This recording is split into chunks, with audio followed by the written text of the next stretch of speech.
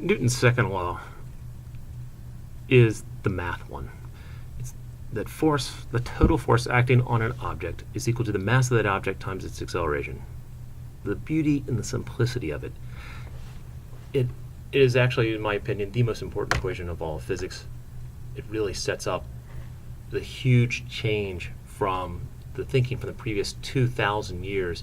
So now it was from most physics historical textbooks, it sounds like there was this huge leap forward. I mean, there was some progression. There was some, as we talked about in other videos, that they have these ideas that now seem crazy, but these ideas that you showing enough experimental evidence to refute them, that at some point you kind of come up with a new theory. And so this was the beauty, the conciseness.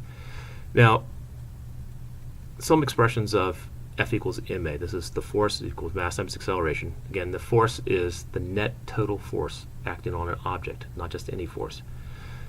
And sometimes expressed as A equals F over m. In other words, acceleration is the force divided by the mass, mainly because the acceleration is the result. If I apply a force to a mass, then the force divided by the mass is equal to the acceleration. That is sort of does the cause and effect. I think most people don't remember the fraction equations as well, but yeah, so there it is. F equals ma is generally what I remember. So I'm going to lump myself in the category of people who don't remember the fraction equations as well.